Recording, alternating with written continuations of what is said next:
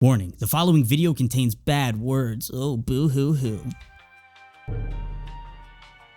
Did you know that some words are offensive? Of course you did. Everyone knows that there are bad words, nasty words, dirty words, so vile, so offensive, so inherently evil that to even speak them could destroy the entire identity of anyone who chose to be offended by them. And well, you might be asking yourself, how can a simple word hold the power to hurt people? Wouldn't someone allowing themselves to be victimized by a word only enhance its ability to be hurtful? And to that I say, it's 2016, check your fucking privilege. Because today I present to you the list of offensive words that you can no longer say.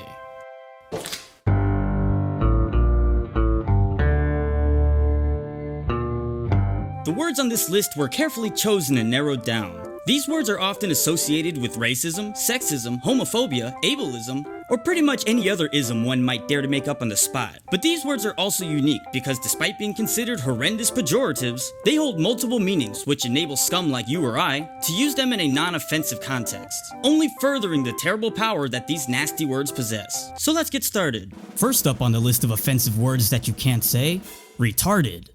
You can't say retarded anymore because it's considered an offensive slur for mentally disabled people. But even though the word dates back centuries to the Latin verb retardere, meaning to delay or slow, medical terminology changed mentally retarded to intellectually disabled in 2010 because it was deemed an offensive pejorative, just 25 years after inducting the term. But at no point did retarded exclusively mean a person with mental disabilities. People still use retarded in other contexts. For example, this retard. Or this fucking retard. Or whenever you call your buddy retarded because he's too slow to understand a joke. These things have nothing to do with people with mental disabilities. But now the term is a socially unacceptable pejorative, so instead you either have to say the R word, which is a retarded way of saying retarded, or not say it at all. Luckily for you, words are only offensive for a short period of time, so you're free to substitute retarded with words like stupid, idiot, moron, imbecile, dummy, or even fopdoodle. Listen, at no point should you refer to a mentally disabled person as a retard. But why is it that just because mentally retarded is no longer the correct term, no one should be able to use it at all, for any reason? Because despite the fact that the mentally differently abled have ceased identifying by the term mentally retarded, the word retarded can no longer be said. It should also be noted that handicapped, disabled, and crippled are all socially unacceptable. Unless of course you're referring to handicapped parking or golf. Next on the list of offensive words that you can't say, bitch, pussy, and cunt. Bitch, pussy, and cunt are all sexist words used to degrade and belittle women. But even though these words have been hijacked by pro-censorship, perpetually offended social groups, bitch, pussy, and cunt can all be used with different meanings. Bitch is defined as a female dog, a belligerent, unruly, or malicious person, a derogatory term for a subordinate like, I'm gonna make you my bitch, or to describe a tough situation, such as, ain't that a bitch? But when you call a woman a bitch, the word becomes a sexist slur. Unless of course you call a woman a boss bitch, meaning that she's independent and strong. But be careful not to mistakenly say bossy bitch, or you'll be in for a world of trouble. So hey, check out this bitch, or this fucking bitch, or this pussy ass bitch. Pussy originally referred to a cat, and later a slang term for a sexually promiscuous woman as pussycats. This is most likely where pussy became another name for a vagina. But also, pussy was defined as someone who was short-breathed, a weak person, a pussy. Well, any retard could see how this was asking for trouble, because now if you call a weak person a fucking pussy, a word separately associated with femininity, you're committing a sexist hate crime by comparing weakness to women. And these boss bitches aren't having any of that. Which brings us to cunt. If you're from the UK, you're probably thinking, well, surely cunt isn't a sexist word. It's just a fun insult we call people when they're being dicks, pricks, or assholes. Well, that might be true in your silly little country, but in America, cunt is a sexist demeaning term for women. We have a lot of those apparently. And like bitch and pussy, if you use the word cunt, well, buddy, you're in for it. But personally, I like these words. I like using their non-gender specific definitions to describe belligerent, weak, or foolish people of all sexes. So unless you identify as a bitch, cunt, or pussy, then there's a good chance that whenever I say those words, I'm not talking about you. Except for this bitch. Moving down the list of words that you absolutely cannot say. Gay, faggot, and queer.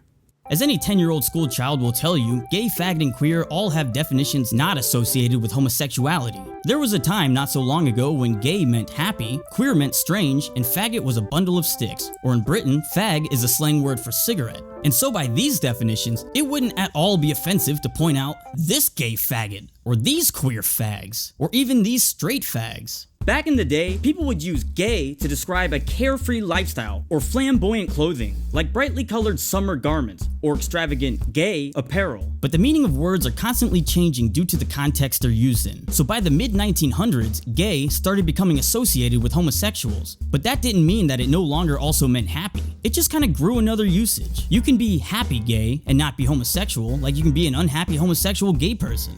At some point, gay also started to be used as a slang word for stupid or lame. As a kid growing up in the 90s, we would toss around the word gay because it was a lazy yet all-encompassing way of describing something lame. Oh, your mom won't take us to Chuck E. Cheese? That's gay. It was never in our heads that when we said gay, it'd be perceived as homophobic hate speech. It was just how we talked. Because even though the word was the same, the context and meaning in which it was used was different. Remember those PSAs that came out asking, "What if every time something was bad, everybody said, 'That's so girl wearing a skirt as a top'?"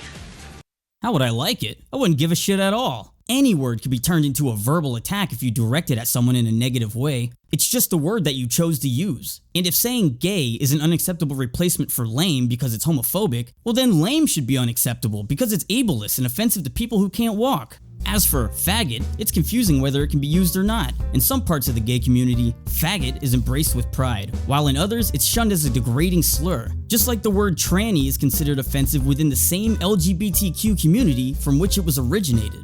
Vroom vroom.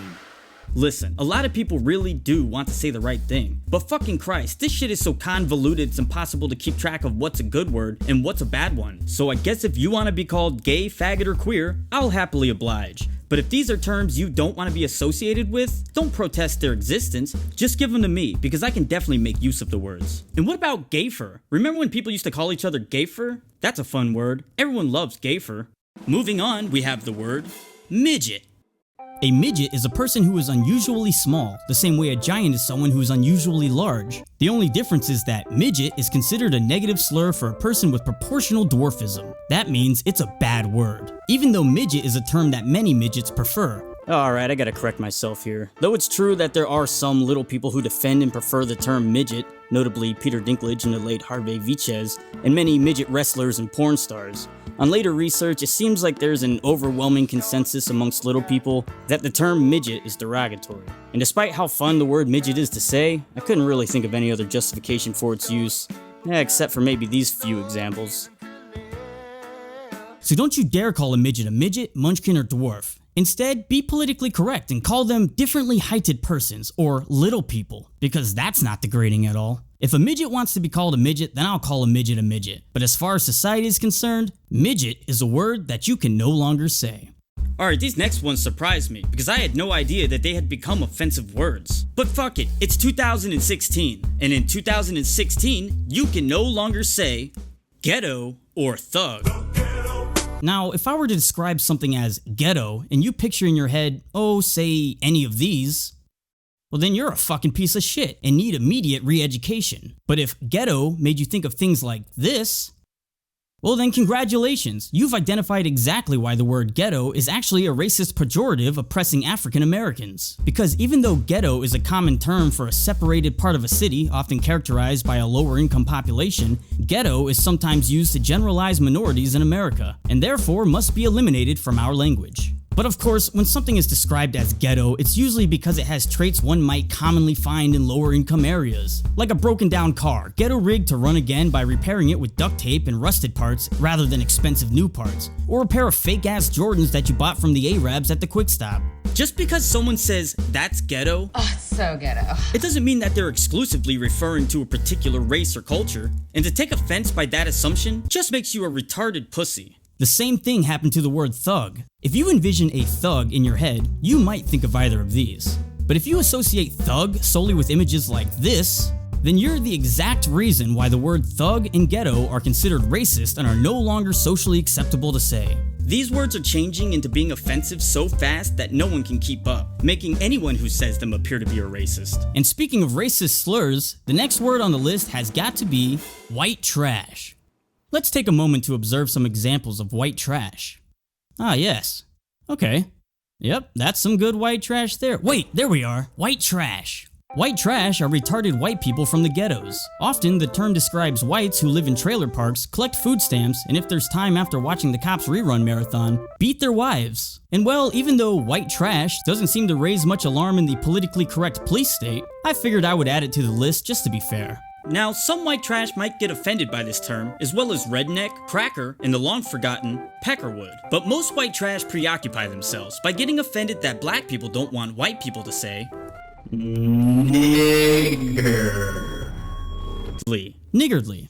Yes, good old niggardly made it onto this list. And not because the word itself is offensive, except maybe to the Jews and the Scottish, but because it sounds like an offensive word. Can you guess which one? Of course you can. Niggardly is a word meaning not generous, stingy, or to make a fuss over small matters. And despite originating from two completely different languages, niggardly had the unfortunate fate of sounding an awful lot like the word nigger. So it's no surprise that it's constantly mistaken as a racial slur against colored people. People of color. But if niggardly offends you, then you are being niggardly. These are all the words that I have on the list so far, but there are many more that'll be included on future updated lists. Because as stated before, words change often over time, and so do their meanings. So don't be surprised if one day you're told that a word that you've been using innocently your whole life becomes an offensive pejorative, and you're shunned for saying it at all. In any context. Yesterday's acceptable words become today's unacceptable words. And it all comes down to what the loudest people are offended by. Because once they allow a word to hurt them, they give it power. And power to anyone who might use that word to hurt others. But as for all of us common folk stuck in the battle between offenders and offended, we're just shit out of luck. And so you can either follow this list to know what offensive words you can't say, or you can say fuck you and your offense. I don't care if your feelings are protected. I care about the freedom to say words. Words are for everyone. Shit, piss, cunt, fuck, cocksucker, motherfucker, tits. If you enjoyed this video, give it a thumbs up and share it with your friends. If you have any suggestions for offensive words to include on future lists, post them in the comments section and then wash your mouth out with soap. To support this channel, join me on Patreon, where your generous donations will help fund future content and keep this channel alive. Don't forget to subscribe for more videos and stay tuned.